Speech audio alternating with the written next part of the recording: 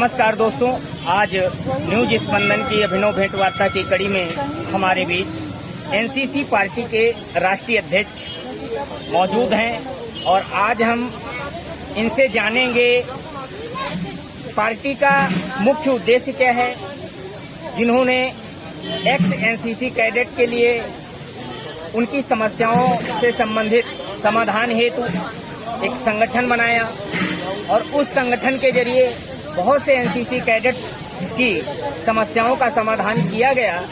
इसके अतिरिक्त समाज सेवा से जुड़े हुए बहुत से क्षेत्रों में अनगिनत कार्य किए गए। ऐसी विराट शख्सियत हमारे बीच में मौजूद हैं और हम इन्हीं से जानेंगे। सबसे पहले सर नमस्कार।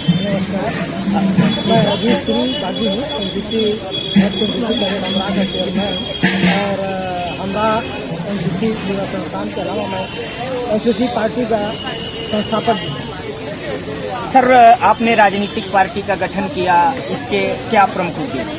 तो इसका प्रमुख उद्देश्य ये है कि क्योंकि एनसीसी कैडेट जो इस वक्त है उनको कहीं पर भी नौकरी नहीं मिल रही है, वो बेरोजगार हैं, सरकार उनके समस्याओं का समाधान नहीं कर पा रही है। तमाम ऐसी समस्याएं हैं जिनके लिए सरकार कुछ भी नहीं करना चाहती, इसलिए जो है कि हम लोगों ने पार्टी का गठन किया है।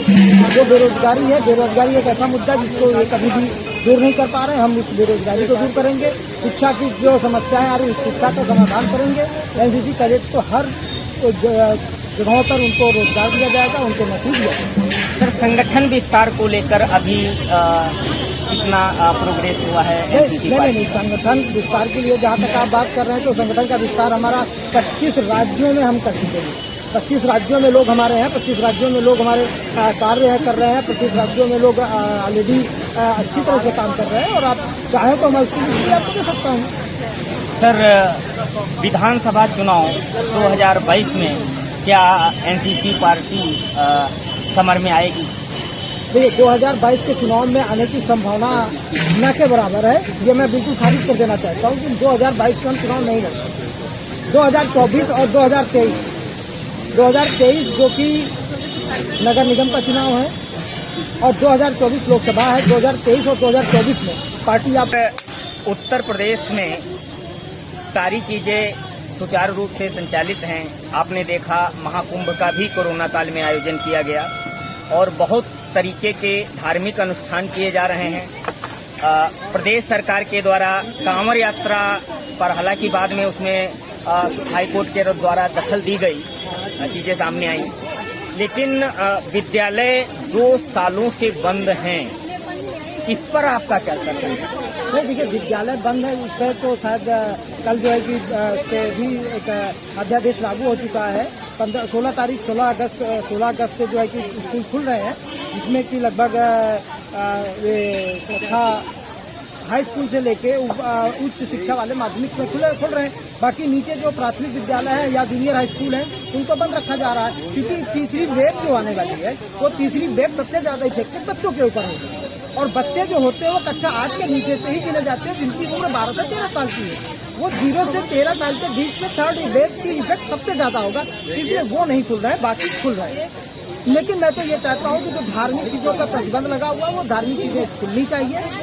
भाई, अगर आप दारू की ठेके खोल सकते हैं, आप मॉल खोले हुए हैं, आप सिनेमा घर खोले हुए हैं, आप मंडियों को खोले हुए हैं, आप सारी चीजों को खोले हुए हैं, आप शादी भी करा रहे हैं, बारात भी करा रहे हैं, उसमें भी लोग जा रहे हैं, सारे आयोजन आप अगर कर रहे हैं तो आपको चाहिए कि चीजों को ओपन कर देना चाहिए कि जिससे कि लोगों की पढ़ाई न खत्म हो जाए और लोग पढ़ाई कर सकें।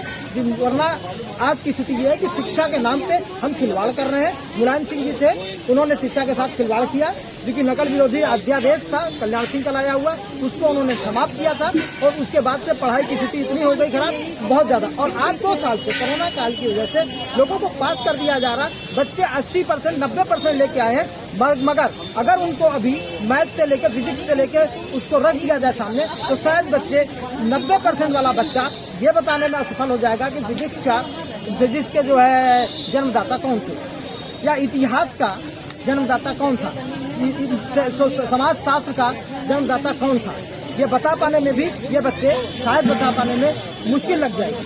तो ऐसी पढ़ाई से अच्छा है कि हमें पढ़ाई खोल देना चाहिए। चाहे तो आप कोरोना प्रोटोकॉल के साथ उन बच्चों को 50% लोगों को बुलाइए, एक दिन आधे लोगों को बुलाइए, दूसरे दिन फिर आधे लोगों को बुलाइए। इस तरह की चीजों को करके लागू करके स्कूल को नहीं बंद करना चाहिए, बल्कि स्कूल को चलाना चाहिए।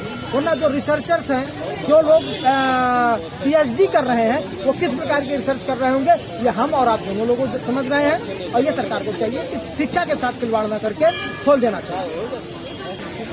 सर, मेरा सीधा सा प्रश्न आपसे ये है कि आप देख लीजिए, जो महंगाई की बात आप कर रहे हैं, इस किसानों की चीजें हैं, वो किसान के कोई भी जो उत्पादित किसान करता है उसका अपना उस पर अधिकार नहीं होता है। इस पर आप क्या नहीं, इस पर किसान का अधिकार बिल्कुल होना चाहिए। मैं यहाँ पे जो सरकार MSP ला रही है, मैं इसके खिलाफ हूँ। सरकार जो कानून ला रही है किसान बिल, उसके मैं बिल्कुल खिलाफ हूँ। यहाँ पर MSP जो है कि लागू होना चाहिए किसानों के लिए। जो किसान मांग कर रहे हैं, ये उनके साथ उनका अपना निर्णय होना चाहिए।